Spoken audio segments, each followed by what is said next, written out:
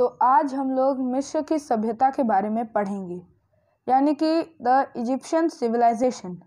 तो अब Egyptian civilisation कहते हुए ही आपके दिमाग में आएगा कि एक आदमी ऊँट पे घूम रहा है या फिर बड़े बड़े पिरामिड्स, ये सब आएगा। तो आपके जो दिमाग में जो कल्पना आएगी वो कल्पना एकदम सच्ची होगी। तो आज हम लोग उसी के बारे में कुछ पढ़ेंगे।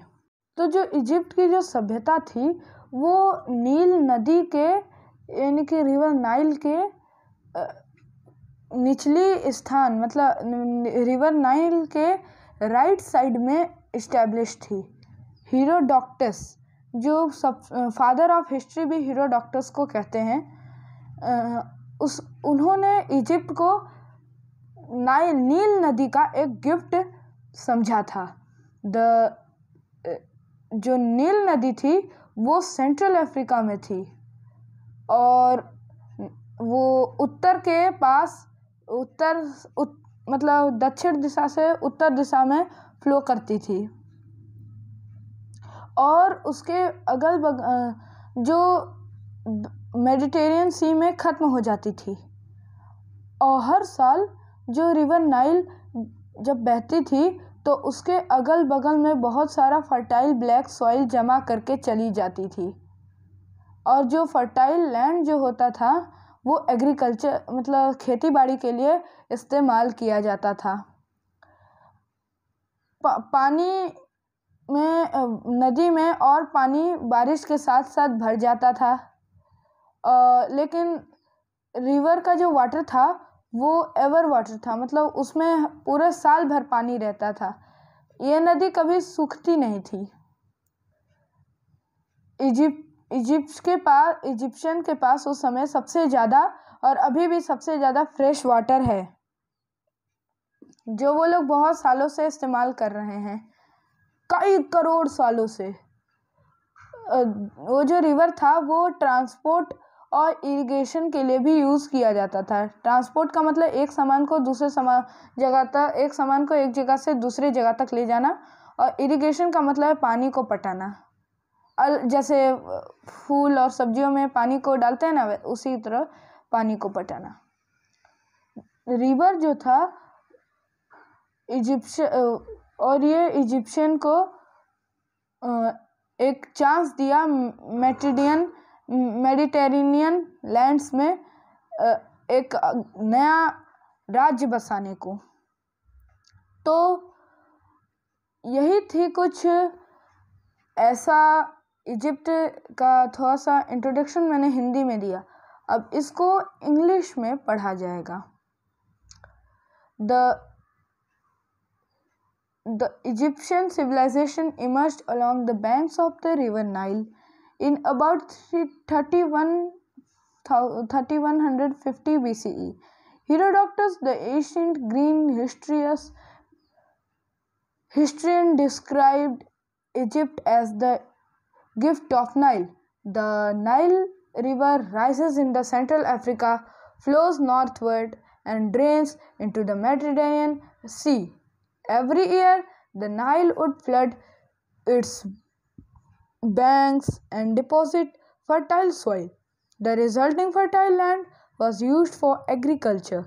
The river water got replenished by rains every year.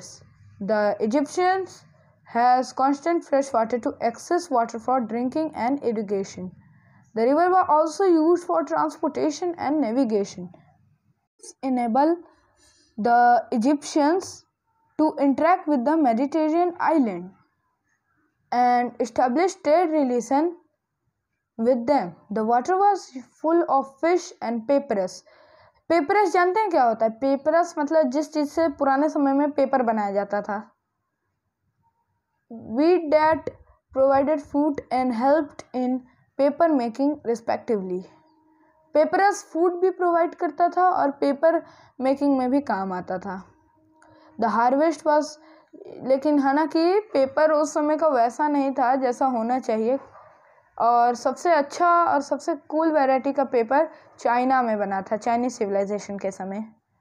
Ancient Egypt was often understood as two distinct land, Kemet, the black land referring to the fertile land around the river, and Dashrath, the red land referring to the desert on either side of the Kennet. The desert surrounding the region acted as the natural barriers against outside infiltrations. मतलब जो Egypt का जो land था वो दो भागों में divided था, एक कैनेट और एक दशरथ। तो कैनेट में क्या था कि वो लोग ब्लैक सॉइल को रखते थे, मतलब ब्लैक सॉइल था, वहाँ रखते नहीं थे, ब्लैक सॉइल डिपॉजिटेड था और उसमें वो सबसे ज़्यादा लैंड वही फर्टाइल था।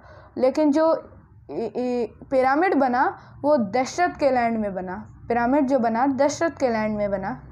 और इजिप्शियन को बहुत प्रॉब्लम होती थी मिट्टी और चूने के लिए पानी लाने के लिए, क्योंकि नील नदी वहाँ से 12 किलोमीटर दूर थी। This allowed the Egyptian society and culture to develop almost in isolation. The history of ancient Egypt can be divided into 3 phases. Old Kingdom, मतलब इजिप्ट का जो हिस्ट्री था वो 3 भागों में इजिप्शियन का जो हिस्ट्री है वो 3 भागों में डिवाइडेड था।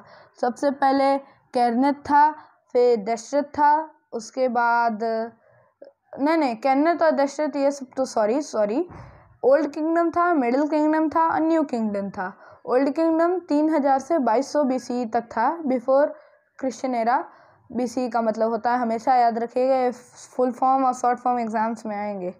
Middle kingdom about 2100 to 1800 BCE, यानी कि मध्यकालीन जो उन लोग का किंगडम था वो 2100 से 1800 BCE तक चला था। अब नया किंगडम जो आया था वो 1500 से 1000 BCE तक आया था। BCE एक बार फिर बता दे रहा हूँ, बिफोर क्रिश्चियन एरा को कहते हैं।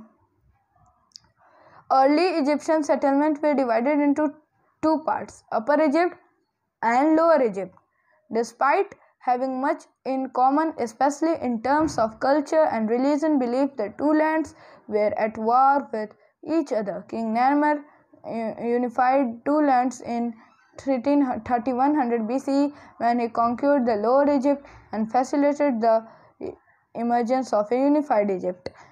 और बहुत सालों तक ये जो 2 लैंड थे, अपर इजिप्ट और लोअर इजिप्ट, इसे जो मतलब ओल्ड किंगडम्स थे वो 2 भागों में डिवाइडेड थे। ओल्ड किंगडम इजिप्ट का 3000 से 2200 BCE वाला वो 2 भागों में डिवाइडेड थे, अपर इजिप्ट में और लोअर इजिप्ट में। तो ये दोनों हर समय लड़ाई करते थे। तो किंग नैरमर जो आया था उसने लड़ाई को बंद करवा दिया और पूरे इजिप्ट को एक ही इजिप्ट के नाम से पूरे इजिप्ट को एक ही यूनाइट कर दिया, यानी कि पूरा इजिप्ट यूनाइटेड रहेगा, ना कोई अपर ना कोई lower. The pharaonic rule of which began with King Narmer ended with the death of Cleopatra, the last pharaoh in 30 BCE. मतलब जो फाराहोनिक रूल था, वहाँ के राजा महाराजा को फाराहो कहा जाता था। तो फाराहोनिक जो रूल था वो किंग नैरमर के आने के से शुरू हुआ था, यानी कि सबसे पुराना ओल्ड किंगडम का सबसे पहला किंग नैरमर थे और बंद हुआ था क्वीन क्लियोपैट्रा से। क्लियोपैट्रा न्यू किंगडम की सबसे लास्ट क्वीन थी, जिसे अलेक्जेंडर ने डिफीट करके अलेक्जेंड्रिया शहर का नाम दिया था। और क्लियोपैट्रा की डेथ हुई थी, क्लियोपैट्रा लास्ट फाराओ थी 30 BCE में। The pharaoh was given the status of god on the earth. Pharaoh also assumed the position of supreme priest of every temple. जो फाराहो थे उन्हें धरती पे भगवान का स्थान दिया गया था। इजिप्शियंस के मुताबिक फाराहो थे, उन्होंने एक मतलब सबसे उच्च पोजीशन टेंपल में, किसी भी टेंपल में अपने आप को दी हुई थी। और उनका एक अपना अलग का पर्सनल ट्रेजरी होता था। गिफ्ट जो दूसरे राज्यों से आता था वो एक्सेप्ट वो सब गिफ्ट ही इनका अपना पर्सनल ट्रेजरीज होता था। इनकी पूजा भी अलग से की जाती थी, जैसे कि आज पैसा वैसा देते हैं ना, वहाँ के लोग सिक्का सोने के चढ़ाते थे। The supreme position of Pharaoh is reflected in the massive tombs in the shape of pyramids. जो सबसे ऊपर जो पोजीशन था उनका, वो मरने के बाद भी मतलब वो चलता था, यानी कि उन्हें इतना अमीरी में रखा जाता था पिरामिड के अंदर की बात आप समझ लीजिए। The ancient Egypt believed in afterlife. They believed that if pharaoh bodies was preserved and mummified after that, the pharaoh would live forever. The tombs were designed to protect the buried pharaoh bodies and his belongings. मतलब Egyptian लोग after life पे भरोसा करते थे, मरने के बाद इनके शरीर को ममीफाइड करके रख दिया जाता था। अब अगले टॉपिक पे, main feature of the Egyptian civilisation. इसके मेन फीचर तो town planning. Not much is known about the town planning skills of the Egyptian civilization. A few cities like Memphis in the Lower Egypt and Thebes in the Upper Egypt grew naturally, while some Egyptian cities were planned. मतलब इनके town planning के बारे में कुछ ज़्यादा जानकारी नहीं है आर्कियोलॉजिस्ट को, लेकिन कुछ सिटीज़ इजिप्ट के ओल्डर सोसाइटी में, जैसे कि मेम्फिस और थीब्स, ये दोनों जो सिटी है ये नेचुरली ग्रू किए थे और कुछ बनाए गए थे, जैसे कि पिरामिड सिटी जिसमें बस पिरामिड है, इन्हें बनाया गया था। The planning of cities and towns was based on their proximity to the Nile and need to protect them from its flooding. मतलब जो सिटीज़ का जो प्लान हुआ था वो प्रॉक्सिमिटी पे बेस किया था नाइल रिवर को, जो उन्हें बचाने के लिए इस्तेमाल किया जाता था। The excavation of several towns so that the main streets ran parallel through the center of towns, while the narrow street intersected them at right angles. The houses were constructed using sun-baked bricks. मतलब धूप में सुखाए हुए ईंटों का प्रयोग करके घरों को बनाया जाता था।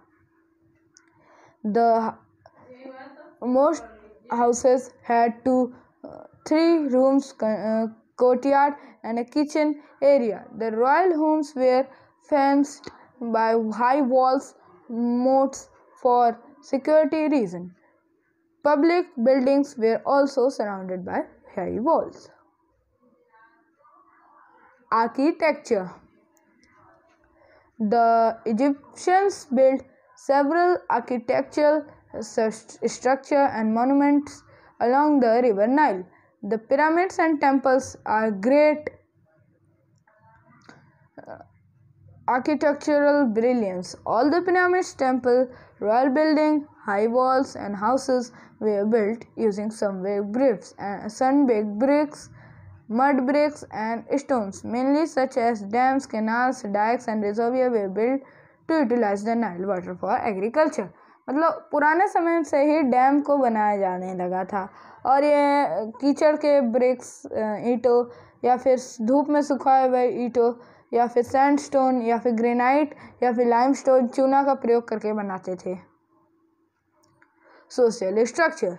The ancient Egyptian society was divided into 3 classes. The upper class, middle class and lower class. Upper class में royal family, priest, government official आते थे।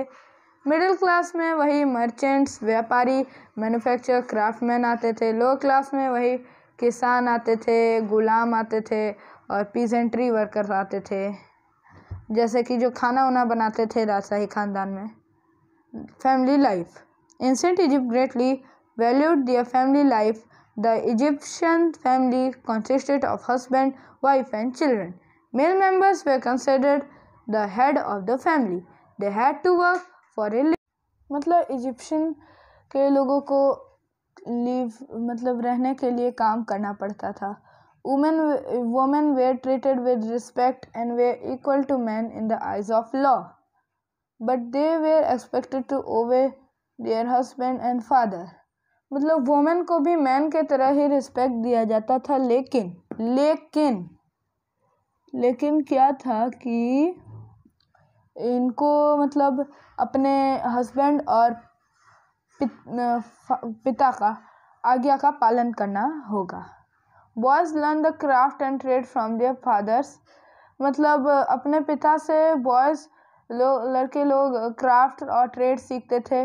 और girls learn house work from their mothers. घर का काम काज ये लोग सीखते थे अपने मम्मी से। Girls wealthy families sent boys to school at around the age of 7. Education of girls was rare. मतलब पुराने समय से ही गर्ल्स की एजुकेशन रेयर थी। मतलब पुराने समय से ही गर्ल्स को पढ़ाया नहीं जाता था। पुराने समय से ही किसी ने कोई ध्यान नहीं दिया। ऑक्यूपेशंस, अब यहाँ के काम काज के ऑक्यूपेशंस क्या हैं? तो agriculture was one of the main reason for the rise of the Egyptian civilisation. Agriculture ही तो एक महान कारण है इजिप्शियन सिविलाइजेशन के राइज में। The chief crops were wheat, millet, barley, dates, figs and melon. यहाँ के चीफ जो थे फसल व्हीट थे, मिलेट थे, डेट्स थे, फिग्स थे और मेलन्स थे, नींबू। They also grew flax which was converted into linen. Domestication of animals. The Egyptians domesticated animals such as donkeys, camels, dogs, cattle, goats and sheep for agriculture. अब आते हैं इसके ट्रेड और कॉमर्स पे, साइंस और astronomy पे। The Egyptians were probably the first to adopt the social calendar, a year that has 360 days and 12 months. Each month consisting of 30 days. Each day was divided into 24 hours. At the end of every day, they added 5 days to be used for celebrations. The ancient Egyptians were very good astronomers. By observing the movement of stars and planets, they could predict events like flooding of Nile and solar and lunar eclipse. अब इसके last topic में चलते हैं, decline of the Egyptian civilisation. The glory of the Egyptian civilization began to decline by around 1100 BCE. The fall of pharaohs was sudden, as their rise has been spectacular. The Egyptian state faced repeated invasion from Babylonians, Assyrians and Persians. The army was not equipped enough to deal with these threats. Eventually in 332 BC, Alexander the Great, king of Macedonia, conquered Egypt. और आखिर में 332 BCE में पूरे दुनिया पे राज करने वाला सिकंदर महान ने इजिप्ट को कॉन्क्योर कर लिया, जीत लिया। He established the new capital city of Alexandria. आज ये अलेक्जेंड्रिया नाम का सिटी है इजिप्ट में। Ptolemy, a general of Alexander, declare himself as the pharaoh of Egypt. और अब अलेक्जेंडर के रूल में पटोलेमी, एक general of Alexander, declared himself as the pharaoh of Egypt. This Ptolemaic dynasty ruled Egypt for another 300 years. अब जो पोटलेमिक dynasty था वो Egypt पे 300 सालों तक राज किया। In 30 BC, the Roman Empire invaded Egypt and made it a Roman province. जब धीरे धीरे मेडिवल पीरियड आने लगा तो रोमन एम्पायर ने, जैसे रोमन एम्पायर में बेजेंटाइन, कॉन्स्टेंटाइन ये सब थे और उस समय क्रिश्चियनिटी का राइज होने लगा, तो इन्होंने इजिप्ट को इन्वेट किया इजिप्ट को मतलब घेरा और उसे जीत लिया और उसे एक रोमन प्रोविंस बना दिया। और अंत में इजिप्ट का एक रोम का हिस्सा बन गया। लेकिन जो है आज इजिप्ट एक आज़ाद देश है अफ्रीका का, और अफ्रीका कॉन्टिनेंट के ज़्यादातर देश बहुत गरीब होते हैं, तो उनके बारे में ज़्यादा बात नहीं करेंगे। तो ये चैप्टर को हम यहीं पे ख़त्म करते हैं। तो इनमें जितने भी इम्पोर्टेंट पॉइंट्स मैंने बताए हैं उस सबको आप लोग पढ़ लीजिएगा और अच्छे से सब कुछ पढ़ लीजिएगा। इजिप्ट को गिफ्ट ऑफ नाइल भी कहते हैं, ये एग्ज़ाम्स में आएंगे क्वेश्चन, ये ज़रूर पढ़ लीजिएगा। और उसके बाद राइज ऑफ डायनेस्टिक पीरियड ये सब भी पढ़ लीजिएगा। ओल्ड किंगडम, न्यू किंगडम और मिडिल किंगडम कितने से कितने तक चला ये सब पढ़ लीजिएगा। स्टार्ट और डिक्लाइन ऑफ द इजिप्शियन मतलब इजिप्शियन सिविलाइजेशन का अंत कब से शुरू हुआ ये पढ़ लीजिएगा। और end of the Egyptian empire, Egypt का अंत कैसे हुआ ये भी पढ़ लीजिएगा।